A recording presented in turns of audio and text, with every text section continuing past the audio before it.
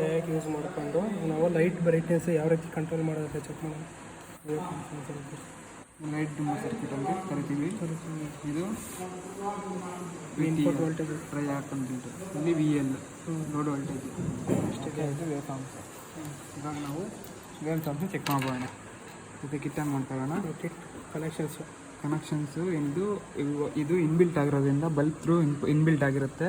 ಅದರಿಂದ ಏನು ಮಾಡಬೇಕು ಅಂತಂದರೆ ನಾವು R1ಇಂದ ಮತ್ತೆ ಒಂದು ಟ್ರೈಯಾಕ್ಗೆ ಒಂದು ಕನೆಕ್ಷನ್ನು, ಮತ್ತು ಇಲ್ಲಿ ಬಂದುಬಿಟ್ಟು ನೆಗೆಟಿವಿಂದ ಕೆಪಾಸಿಟರ್ಗೆ ಒಂದು ಕನೆಕ್ಷನ್ನು, ಮತ್ತು ಗೇಟ್ ಸಿಗ್ನಲ್ಸ್ ಕನೆಕ್ಷನ್ ಬಿಟ್ಟರೆ ಗೇಟ್ ಸಿಗ್ನಲ್ಸ್ ಇಲ್ಲಿಂದ ಗೇಟ್ ಸಿಗ್ನಲ್ಸು ಡಯಾಕಿಂದ ಗೇಟ್ಗೆ, ಟ್ರೈಯಾಕಿಂದ ಮತ್ತು MT1 ಮತ್ತು MT1ಗೆ ನೆಗೆಟಿವ್ ಇಷ್ಟು ಇದು ಕನೆಕ್ಷನ್ನು. ಈಗ ಕಿಟ್ ಆನ್ ಮಾಡಿಕೊಂಡು ಕಿಟ್ ಆನ್ ಮಾಡೋಣ.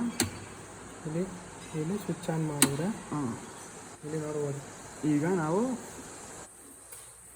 ಫೈರಿಂಗ್ ಆ್ಯಂಗಲ್ನ ಅಪ್ಲೈ ಮಾಡಿದಾಗ ನಾನು ಇಲ್ಲ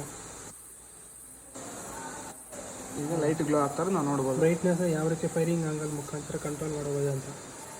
ಈಗ ನಾವು 30 ಡಿಗ್ರಿ 36 ಡಿಗ್ರಿಯಲ್ಲಿ ಸ್ವಲ್ಪ ಗ್ಲೋ ಆಗ್ತಿದೆ, ಮತ್ತು 54 ಡಿಗ್ರಿ ಸೆಲ್ಸಿಯಸ್ 54ಅಲ್ಲಿ ಗ್ಲೋ ಆಗ್ತಿದೆ ನೋಡಿ.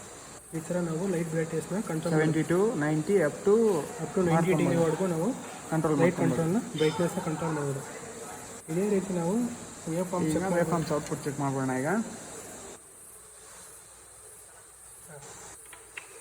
ನಾವು ಅಕ್ರಾಸ್ ಫಸ್ಟ್ ನಾವು ಇನ್ಪುಟ್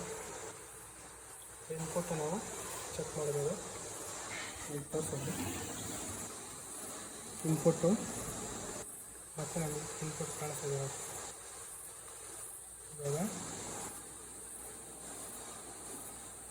ಇಷ್ಟು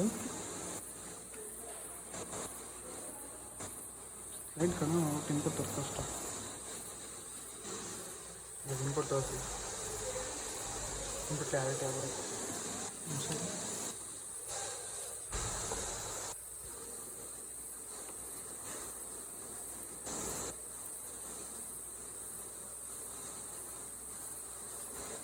ನೆಗೆಟಿವ್ ಇದ್ಬಿಟ್ಟು ಇನ್ಪುಟ್ ಹೌದು, ನೆಗೆಟಿವ್ಗೆ ನೋಡ್ಬೋದು ನಾವು. ಇನ್ಪುಟ್ ಈಗ ಕ್ಲಿಯರಾಗಿ ಕಾಣಿಸುತ್ತೆ.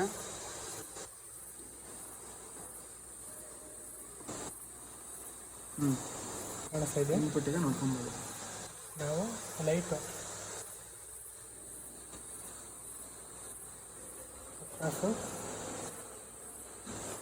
ಔಟ್ಪುಟ್ನ ನಾವು ನೋಡ್ಕೊಬೋದು. ಈಗ ನಾವು ಫೈರಿಂಗ್ ಆ್ಯಂಗಲ್ ನೋಡ್ಬೋದು. ನಾವು ಫೈರಿಂಗ್ ಆ್ಯಂಗಲ್ ವೇರಿ ಮಾಡ್ತಾ ಇದ್ದಾಗ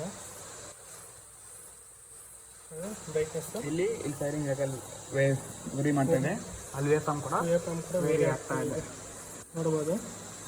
ನೋಡಿ ಇಲ್ಲಿ ಫೈರಿಂಗ್ ಆ್ಯಂಗಲ್ ಲೈಟ್ ಕೂಡ ಡಿಮ್ ಆಗೋದು ನಾವು ಕಾಣ್ಬೋದು.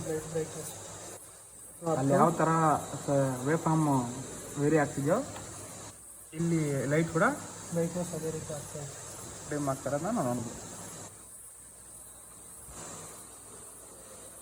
ಓಕೆ, ಇದು ಬಂದುಬಿಟ್ಟು ಇಷ್ಟು ಲೈಟ್ ಡಿಮ್ ಸರ್ಕ್ಯೂಟ್ ಅಂತ ಹೇಳ್ಬಿಟ್ಟು ಇದು gate connections across negative capacitor, positive to MT1 triac, positive to MT1 triac.